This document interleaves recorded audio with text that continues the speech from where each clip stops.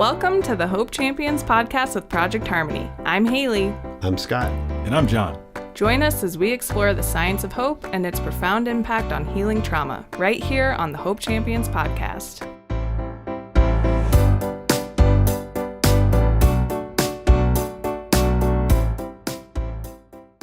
Welcome to Hope Champions podcast. I'm Hailey. I'm Scott. And I'm Jon. And today we're very excited to host another guest on today's show. Yeah, so last time I was privileged to be able to speak with Dr. Susie Yoakley Busby, and we talked about hope and how she uses it and how it's malleable and how it can be seen in so many different lights. But today the topic was about hope science. It's going to be about hope science. So sometimes when you hear that word science, you start to really question, oh, what's this about? Or what's involved in it? And now that we have that word science involved, what exactly does that entail? I have a couple of guests today that I'm going to talk with who can help us answer that question. I'm going to visit with Dr. Jonathan Huefner and Dr. Patrick Tyler from the Boys Town Translational Research Center. And as social scientists, they study these kinds of concepts all the time. They know how to measure different types of things like hope and measure the impact that the work is having. So they're going to talk to us about the work they've been doing at Boys Town, looking into hope in the young people and families they serve, and help us answer the question, how is hope a science?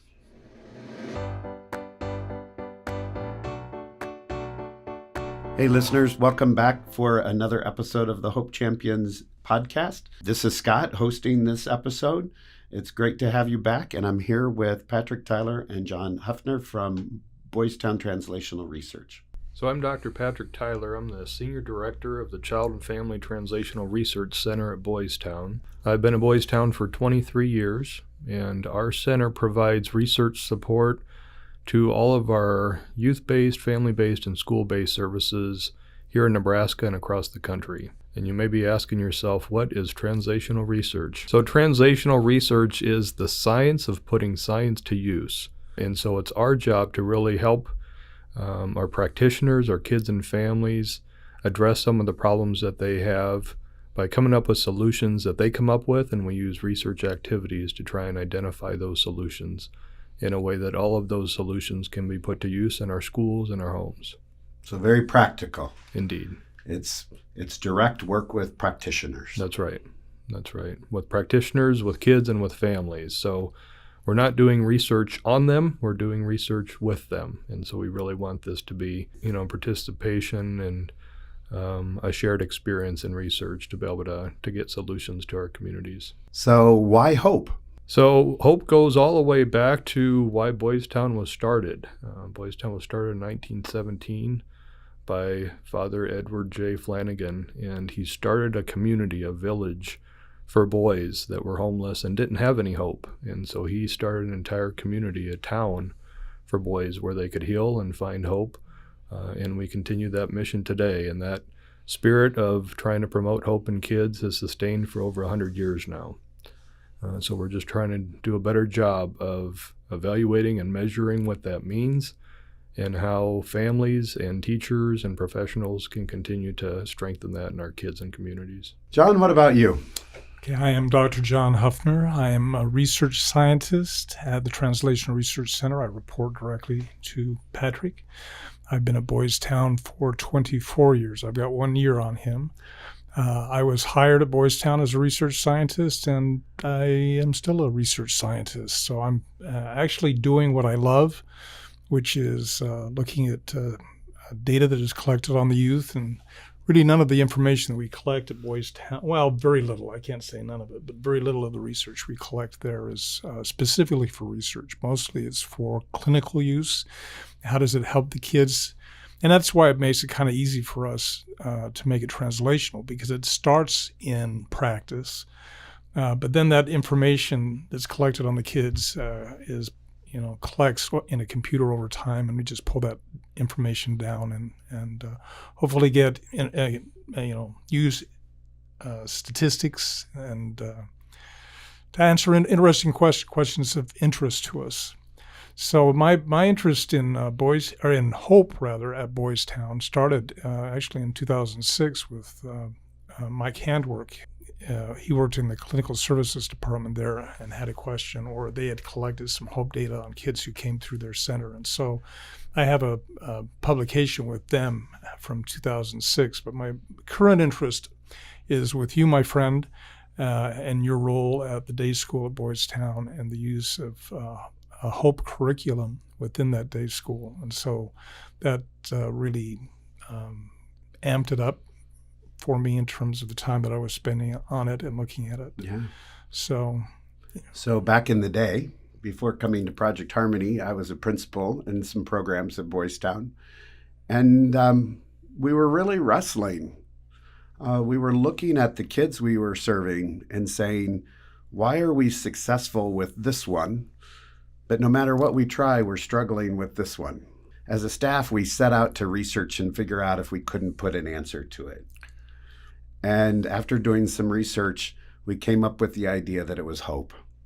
That if we could teach a young person who was struggling the skills he or she needed to be more hopeful and see a bright future for themselves, we could radically change the trajectory for that child. And as we started doing that, we thought, well, how can we do this better? If we're already getting some good results, what can we do differently to try to better infuse those concepts into the work we do? So as a school, we reached out to Patrick and Jon, and they helped us start measuring it. They helped us start looking at the impact to say, does it work? Are we building what we think we're building? And that was really exciting and fun. So maybe that's a good example of translational research. What do we take from the practitioners? How do they want to do better? Let's try something and see. That's a perfect example of translational research, Scott, because the research question came from you as our principal. And we know that hope is important in a lot of things, but we never looked at it that way to see not only can we measure it, but then how do we grow it? What are the parts of it that we can help our teachers do more strategically? How can we teach parents to do it more strategically? We know that parents and teachers and grandparents forever have been instilling hope in kids, but do they know what they're doing to promote hope? And so with your questions, we're able to get better at creating some instruments to be able to assess that and then pull it apart to see, okay, what are the steps to building hope in kids? So yes, you deserve a lot of credit for that very good research question, Scott. Well, that's where our best questions come from. Indeed. So it lines up perfectly with the institute's or the center's work. So you're giving us one of the things we hear at Project Harmony as we go out and talk about hope is that people say it's kind of wishy-washy. That's where they start. And when we use the term hope science, they're like, what do you mean? So I think you're speaking to that. How can we take a concept of hope or something like that and begin to wrap some science around that? Are there other examples of the science side of it that you're doing? Yeah, that's a good point. And to be honest, when you kind of presented the research question to us about hope, we had kind of the same idea. It was one of those things as a character trait. Either you had it or you didn't. And then as you introduced us to some of the hope science literature, we were able to get a better understanding of really what are we talking about when we're talking about the concept of hope and trying to grow that in kids. Maybe the only thing to add is, the point about science, is really it's a two-step process. And at first there needs to be some sort of idea about what's going on, some theory. And that's what this operationalization is, what we're talking about, willpower and way power, the things you were finding in the literature. And once you have a theory, then that's science isn't done. But it has a start, and it uses those concepts now to create measures, as Patrick mentioned. And empiricism or empirical science really means by observation.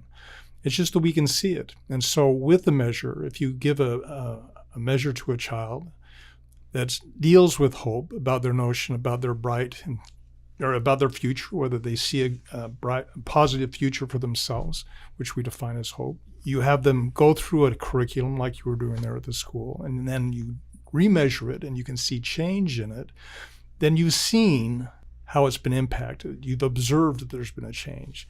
And when you do that over time and you can see that those changes are associated with them doing better in the program, during having more energy and more focus in the classroom setting, it then creates evidence, all right, that indeed hope is something that is valuable and it's an important mechanism for change, implementing or achieving positive change in the lives of these kids.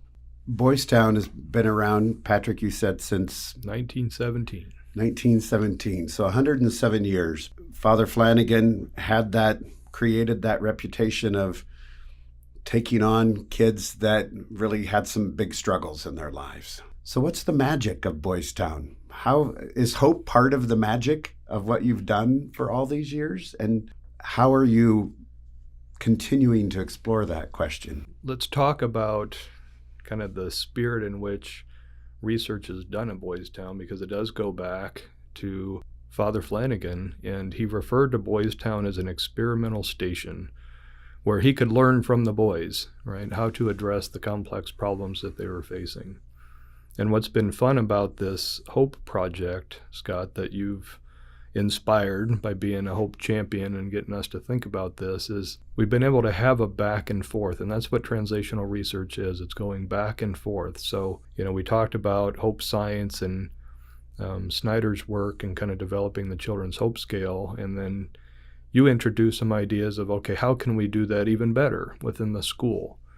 And the way we did that is you sat down with the teachers and you sat down with the students and we engaged them in the conversations about what hope meant to them. And then with your assistance, we developed a student hope scale for the school. And so it was this back and forth. Let's take what research exists, then let's have conversations with those that are going to use it, right? Our teachers and our students. And then let's use their information, just like Father Flanagan did in this experimental station of going back and forth with the kids, with the teachers, to now develop a new tool. So now we have a student hope scale that we can use to assess, okay, what does hope look like in our schools?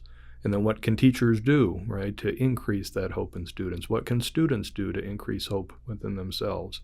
So that's some of the exciting things that we've been able to do using translational research. Now that we can start to understand what it looks like in our schools, what does that look like in communities? And so we're trying to now better assess, okay, what does hope look like in the community level? We have communities with different strengths and different resources. Boys Town was established as a community. Father Flanagan created a village for children to be able to thrive. So now we're trying to better understand and assess what are the aspects of a community that help children thrive and that promote hope. So he did it. That's a phenomenal question. Right.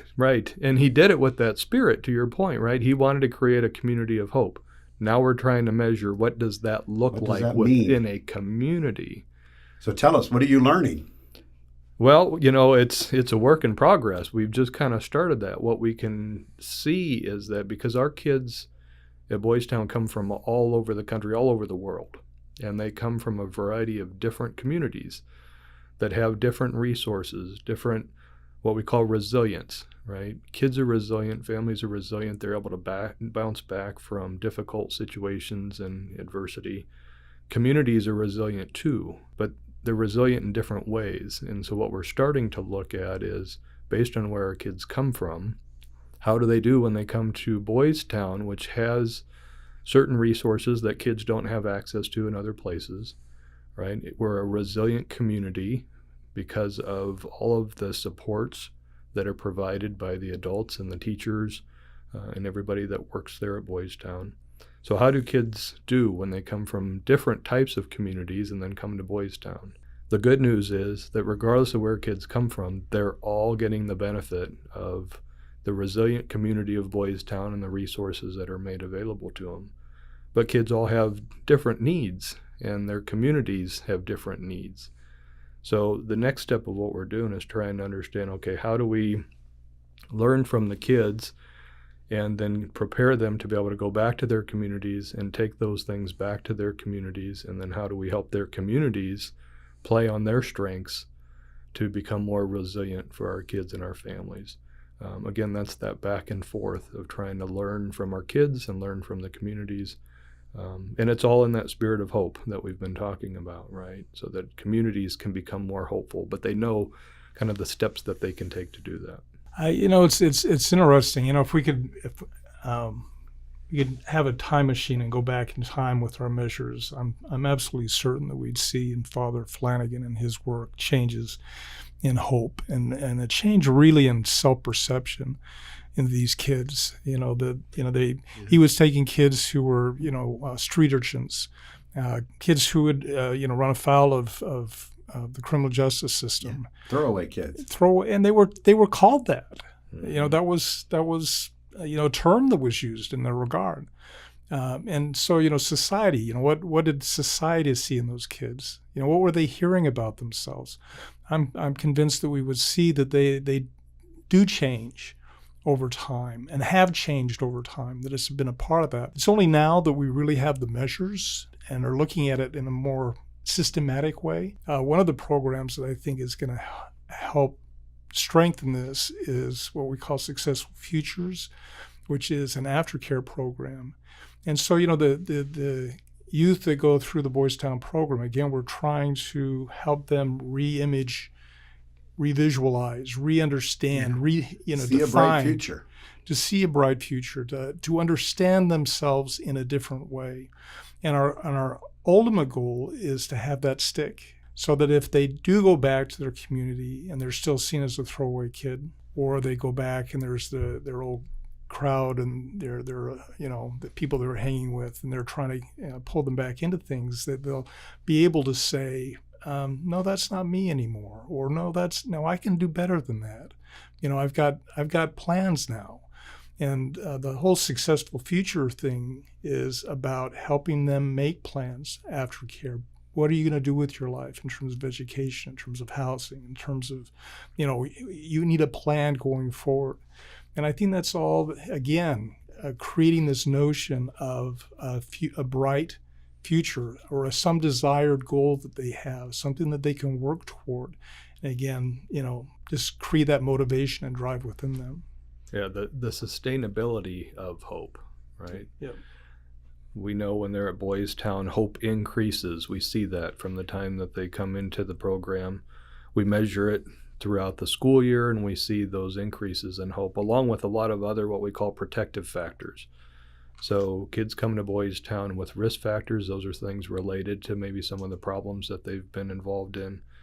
Our job is to increase some of the protective factors, to increase those things that can help compete against some of those risks. And hope is one of those strong protective factors. And we see that hope is related to a lot of other really important protective factors. So we see it related to the relationships that they have with the teachers and our staff and with their peers. We see it related to their school behavior. When hope goes up, the school behavior problems go down. We see it related to their test scores, their achievement test scores, their grades, the activities that they're involved in at school. Our kids that are more hopeful are involved in more school activities. We see it inversely related to some of the bad things. So what that means is as hope goes up, things like substance use or symptoms associated with trauma go down. So we're constantly trying to measure that, and we're trying to strengthen that so that the good things increase and the bad things decrease. But to John's point, we want that to then sustain after they leave Boys Town. So it's teaching the kids, okay, what did I do at Boys Town that allowed me to be successful, that increased hope? And I can continue to do that with my family at home, with my teachers and my community, with my coaches. And so we're teaching them the aspects of what got them there. That's a pretty different way of looking at kids and driving than we've typically looked at them, isn't it? Well, I think you're not wrong, and I mean there's certain people that do look at just the misunderstandings that exist. But I think one of the things that I like most about Boys Town as a program and the people who are there is I don't think they see these children as other, different from themselves, different from their own children. You can correct me. Patrick was a community director for a long time and worked directly in that whole family program. Homes, right, Patrick? Yeah, I was a clinical director before I got involved in research. So I had the privilege of supporting our family teachers that that live with the kids in the homes and work with the families. But I think if you think about your own children, I think about my children. What have I tried to instill in them? I try to arm them with things. You can talk about life and what we have is maybe a bucket that we carry with us. And maybe these kids, when they come into Boys Town, have had a lot of bad things loaded into their bucket. And, so part of it is to help them with, their addictions and their traumas and, empty out that bucket. But you don't want to leave them in the end with just an empty bucket. The program's all about skills and empowering them to live a normal life, to have a family life. You know what I'm saying? Just the things that we grew up who didn't go through residential care. But I think if hope is something, what better? Well, and love. All right, and that was always explicitly something that Father Flanagan emphasized, was just this love and this caring for these and just cherishing these kids, even though they were, I don't know what term you use, just these little ragamuffins, right? Yeah. But put positive things in those, back in their bucket, and the skills are good. And there's some interesting stories on skills that they hated learning. What are the sodas? And then you can share that in a minute. There's the skills, but there's also just this. I think it was just re-imaging yourself. It's a way of seeing and self-perception that takes you away from all the negative and gives you something amazing like hope. Mm-hmm. This notion that you have a bright future, that there is something worth living for, and putting out as much your maximum effort as you go forward. Mm-hmm. And that's it's amazing. And I love that you reference skills. And Patrick, so let's Jon referenced you were in the community homes, so let's go there. One of the things we hear sometimes from people is, I understand it, but what do I do? So can you provide an example or two of, if a listener were to show up at Boys Town and go into one of the homes and watch, what types of interactions would they see that maybe these kids haven't had before that they're now getting at Boys Town that's resulting in hope? So Jon mentioned SOTAs. So SOTAs is an acronym for how we teach kids how to problem solve and make good decisions. So it stands for situation, options, disadvantages, advantages, and solutions. So we take kids through those 5 steps to be able to make decisions, especially when they're struggling and maybe they've had, a conflict or a problem. And what we find is that by teaching kids the skill of problem solving, which is related to hope and a big part of hope, when we break that down into those components, kids are able to kind of take better control over their lives. And so what we see is problem solving and hope increases, symptoms related to trauma decrease. Oftentimes our kids are faced with challenges in life where they don't have a lot of control over what's going on. A lot of us experienced that recently with the COVID pandemic, right? It was a global pandemic. We didn't have control over the pandemic. Our kids find themselves in similar situations. There are tragedies within their communities that they don't have control over. What we find is by teaching kids problem solving, it helps them find control in the things they have control over, and then how to make good decisions within the control that they have. And by doing that, it reduces the emotional distress related to some of the other problematic things that are going on in their environment. And like Jon mentioned, when the kids are in our program, they absolutely hate sodas. Because most of the time they have to do them when they're in trouble. When they're right? in trouble. When they're struggling. That's right. It's, they're not in the best place that's emotionally. Right. They're not like, But they misbehaved. And so one of the things that our staff teach them is, okay, you misbehaved. Let's go back through that scenario and see what other options you had to make a better decision. And here are the disadvantages of that option, and here are the advantages. So when the kids are in the program, they hate it. When we follow up with the kids after they leave Boys Town, they tell us sodas is the number one thing they still use after they left Boys Town. Because they found it to be helpful, right? It's helped them, again, get control in situations that are challenging and difficult. And as a former school principal, I'm struck by how different that is than how we oftentimes interact with kids when they're struggling, right? Sometimes when kids have a problem at school, it's, you were in a fight, you're suspended for 3 days. on day 4, you show back up and walk back into the classroom. But we've never talked to them about the situation or any options or anything that they could do differently. Right. Right. Did we use those 3 days to teach the student, okay, you're in this situation. How could you have handled that differently? Because you're going to be in that situation again. So let's go through that situation and let's talk about the other options that you had and how to handle that. And now just identifying another option. That's right. Is possibly seeing a brighter future than I've ever seen before. Right. And then to see it from, the student's perspective, because they may see some disadvantages in the option that we think is best for them. And then we can explore that. And then we can help them say, okay, what other options do you have? And what are the advantages to that? So the SOTAs just provides a framework to be able to have a conversation with the student and help them problem solve in a way that they come up with kind of better alternatives. So the next time they're faced with that problem, they can make a better decision. And it goes right along with the self-government, which is very, very important. So you're giving them a tool that they can utilize that doesn't rely on anybody else. They can decide for themselves. Okay, they can see that there was a problem. Here's the problem with the situation, blew up in my face. Okay, what could I have done differently? And then they can think through their own. They can own what happens in the end in terms of their decision. And the fact that they come back to you 5-10 years later and say, I'm still using it every day, is testament to the impact, right? That's right. Every time Patrick brings the story up, he just grins. You can see on him. It's life-changing. It's so cool. It's life-changing. And it won't surprise you that a lot of students that go to Boys Town go on to become teachers, and they become staff, at Boys Town. And that's their number one go-to, and that's what they tell us. I didn't like it when I was there, but now that I'm a teacher, it's what I use with my kids.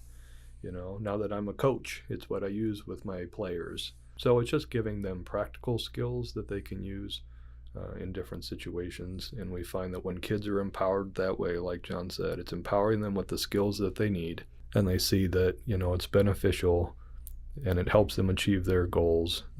Then kids become hopeful. And kind of a paradox to this is that this is a skill that could help. I would have benefited. Anybody. I would have been benefited by having that stuff taught to me. This is something that empowers anyone. Let alone someone who's had challenges, who has dealing with trauma, has had maybe even less functional ways of dealing with problems and challenges presented to them as, by bad role models in their lives. It's giving them a positive tool that they can use, and it's a tool that actually we could all benefit from. So we've primarily been talking about how hope is influencing the work you're doing with kids. But Jon, you have a great point. It's good for all of us. So is there anything that's happening on campus that looks at your staff? So we do assess hope with our staff and with our school teachers and those types of things. And we see that the hope in our staff and our teachers is related to all the things that it's related to in our kids. It's related to, the satisfaction that our staff have in doing their job. It's related to retention and being able to endure. As being a school teacher, being in the helping profession is a very demanding career. And we see that hope is related to that longevity and to be able to endure.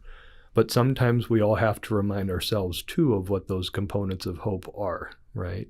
Because it is more than just a character trait. And so we have to remind ourselves of the importance of problem solving, the importance of goal setting, the importance of the relationship within that, to know that we're not alone when we're burned out, that there are others that can help us through this, to break some of the things down into steps when we feel like things are insurmountable, or decisions are made that are out of our control, right? How do we find control? So everything we're talking about with the kids applies to us adults too. The same things we're trying to teach these kids are the things that will help us get through some of the difficult situations as well. Yeah. So when we were working in the day school, we had a version, or we had a hope scale. Hope in adults.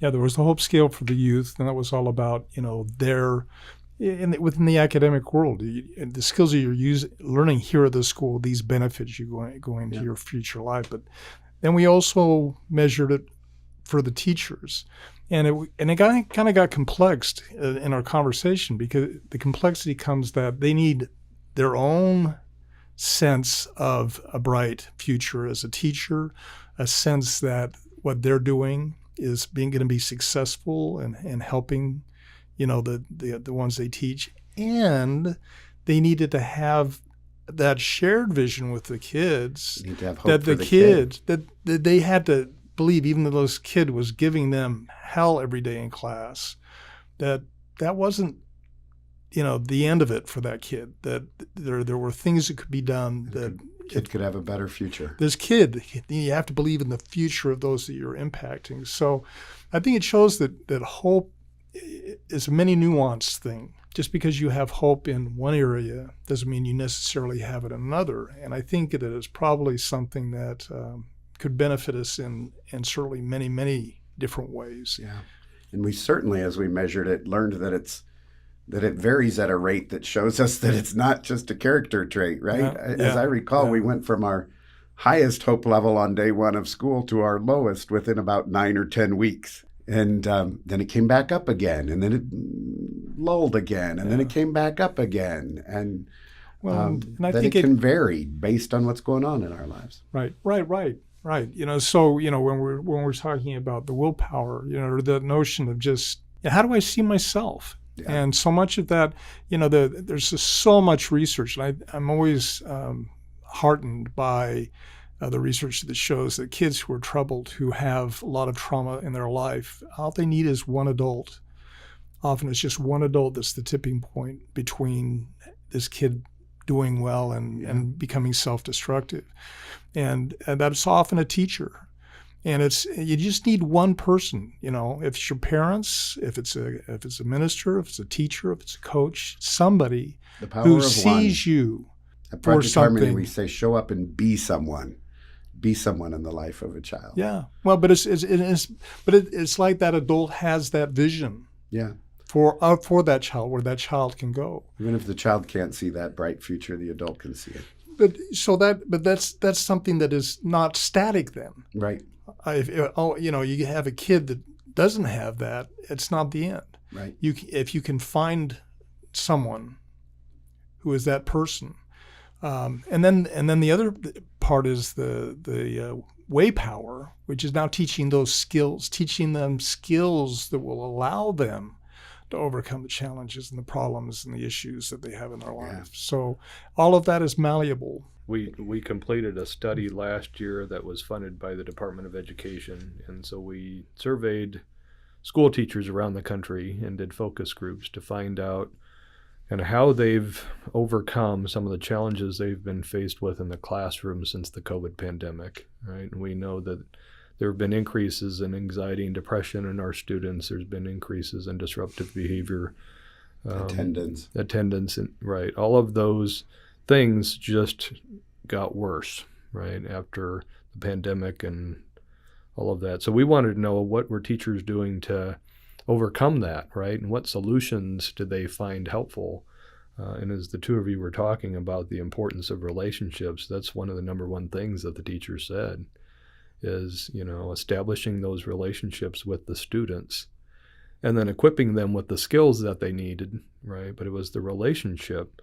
And they won't let you equip them with the skill until you have the relationship, that's right? Absolutely right. And that's what they told us, right? And, letting the students know that everybody was in it together and getting to know those students at an individual level, right? What their dreams were, how they could help them accomplish those dreams day to day in the classroom, right? Connecting those dreams to why the math assignment is important and why the reading assignment is important. But that relationship and that investment in the student is what the teacher said. This is how we endured. This is how we have overcome the challenges that we faced. And it's the reason why we do the job. They also said that this is the number one reason why we continue to come back. And when we do, research with our staff, because we did a study with our family teachers and foster parents last year as well, they told us the same thing, that meaning and purpose and the work that I do, right, which is all related to hope, is how I sustain myself in the longevity. But then they're also very practical too, right? Because just having a purpose isn't enough. And hope isn't enough, right? It has to be balanced with, and the thing that our staff told us is protecting your time, knowing why you're doing what you're doing, And that goes back to what John was talking about, breaking it down into steps, right? Having concrete goals that I'm working towards, and then protecting the things that I care about. Stephen Covey has, kind of that saying that to say no to things, you have to have a bigger yes. Our teachers, our staff that have been doing this for a long time know that purpose and instilling hope in kids is that bigger yes, and that's how they can say no to some of the stuff that gets in the way. So we're learning a lot of valuable lessons from our staff and our kids around this topic right now. So as you guys are talking about all the measuring you're doing and monitoring of kids as they arrive on campus and into your programs and working their way through their programs, how do you monitor them long term? How do you know if it's having an impact 5, 10, 15 years later? One of the things that we're doing is checking in with the students after they graduate, and we do that at 3 months, 6 months, 12 months, 18 months, 2 years, 3 years, 4 years, 5 years. And we're asking them questions about, okay, how are things going with school, right? A lot of our kids are going on to college or to trades. Are they employed? How's their health, their physical health, their mental health? How are their relationships? And so we're constantly doing check-ins with them to see how they're doing in all of those life domains. At the same time, we're also looking to see how our youth are doing well beyond kind of that 5-year transition. And so John worked on a study where we looked at alumni who had graduated. So what we did is we were working with the Alumni Association at Boys Town, the group, and they have hundreds of emails for alumni. And so we just went through those systematically, and we ended up actually going through all of the available emails that we had. Now, many of them we never heard from. We did, it was a little like throwing a brick over a wall. You don't know what happens on the other side, so they may have been old emails, or they may not have been interested. It could be, or, who knows. But we ended up with 200 responses. And then one of our research analysts in our group did this really, really brilliant graph, which showed our responses from when they left Boys Town. And we asked them their ages are going through, and so we knew we had a 91-year-old. And we're looking at that, and he left Boys Town 2 years, 3 years, I think it's 2 years after Father Flanagan's death. He may have known Father Flanagan. Yeah. He may have known potentially every director that's ever been there. But most of the responses, he was our lone nonagerian. I don't think we had many in their 80s, and then it built up over time. And then the other part of that figure that I really liked is that in the late 80s, Boys Town, in spite of its name, Boys, started admitting girls. Typically at Boys Town, there's, it's 60% boys, 40% girls roughly over time. But from that point, we actually ended up getting slightly more information from the girls that had been in the program than from the men. And what did they have to tell you? Well, what they have to, that they're doing well. Yeah, well, that they're doing well. And I mean, life is challenging. Right. For all of us, right? So what I like about the Successful Futures, which is very, very, I'm going to use the term proactive in its helping of the youth. So, how are the kids? It's important to understand, how are the kids doing? Where are they struggling? And once we identify those areas where they're struggling, what can we then do as a program to help forearm them and strengthen, prepare them for encountering those things going out, see if we can't do better in that. When I started at Boys Town, the director at the time was Father Peter. Father Peter said something that had always stuck in my head, and he said, our goal at Boys Town is to, when the children leave, become indistinguishable from other people in the community. So that if, you've lived 15 years next to this guy and he goes, oh yeah, I was at Boys Town, you'd be going, what, really? Despite everything that was stacked against them. Yeah, they just be normal people. And that's hope, right? That hope is really about, despite everything that's stacked against me, I can be successful. Yeah. And happy and have a normal life, right? and not and deal with all the crap that they've had in their own lives. And it really shows us how hope is different than optimism. I don't have to be optimistic to say I'm hopeful. Yeah. I think there's a lot of overlap. I do too, but I think I can acknowledge that life isn't looking good right now, but I can get there. Right. Well, that's absolutely, Yeah. That's such an important point, though. That's what gives us hope to do the work we do every day, is how we see our kids overcome adversity and become adults that contribute to their communities and give back, to your point, Scott, in spite of some of the challenges that they've had to overcome. And you beat me to the punch, because we end all of our episodes by saying, what builds hope in you? So I hear you say, seeing them respond, seeing them despite everything that's stacked against them, seeing them use the skills. What about you, John? What builds hope in you? These same things, all the time. It's not unusual, people, be talking about, what do you do? Where do you work? And I'll bring up that I do research at Boys Town, et cetera. And occasionally, not every day, but occasionally someone go, yeah, I was at Boys Town. And I'm going, that's so cool. And what are you doing now? And they seem to be doing success. So I love those moments. I also have been involved in research that looks at kids and the long-term outcomes. And we know that individually, some kids have really struggled, all right? And that's always heartbreaking. For the most part, general terms, our kids, and it's not like just 55, 45. It's like 80, 85% of our kids really do well after they leave. And when you get into cost-benefit research, what they're always doing is you look first to see whether your program has had a difference, whether the kids are doing better or not, and then you try to monetize it. And so there's some really interesting, very, very powerful articles out there that they monetized, so they now have a job, they now have a family, they're paying their taxes, they're not drug involved, they're not in prison, and you can estimate all these things. And what has hit me is that kids are on a trajectory in life, and to an extent, we want to just move the needle a little bit. Even if it's just a little bit. If your ultimate goal is to travel from Omaha to Chicago, all you have to do, if they're off, is just move them a few degrees, and they're going to be on the path. Just because over the years, all the benefits, all those small things accumulate and pay off in some ways. So, I think that what it gives me is hope in the broad sense. You want everybody to go out the door of Boys Town, as being the mayor of the town. That's another story. As having scholarships lined up, and they're headed off to university. But in some kids, you're going, okay, well, we did the best we could. I always have this hope that somehow, even the little bits that they've allowed into their lives, or that they picked up while they're there, will in the long term make a difference.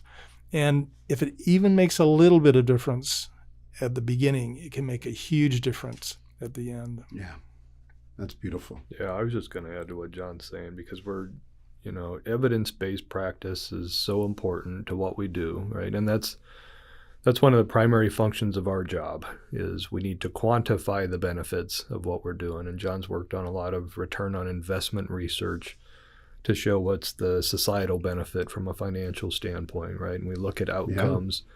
And that's where we spend most of our time, right? We need to show the numbers in terms of what the benefit, what the positive outcomes are. Yeah. But it's the qualitative data, it's the stories that really inspire us, right? We're glad when we get a significant effect size, but it's the stories that really, matter and are the meaning behind the work that's done and the harder work that the kids do to be able to overcome those, So as we're having this conversation, that's what I'm thinking of. I'm thinking of those stories, and I'm thinking of some of the kids, that we've worked with, like John said, where it didn't seem like it was a success story when the kid left, and then they come back 2 years, 3 years, 4 years later, and they go, okay, it worked. You just weren't there to see it. That's right. You planted a lot of seeds. You didn't get to see them bear fruit, right? But this is what I'm doing in my life, and all those things that my family teachers taught me, or all those conversations that you had with me, I took those to heart, and they finally happened at the right time, where I could understand that you were doing it because you cared about me.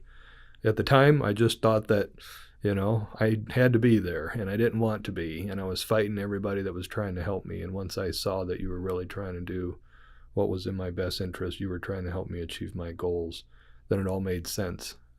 And so I've got letters in my office that I've gotten from kids that have left, and kids that have fallen on hard times and had some bad experiences and done, some things they probably shouldn't have.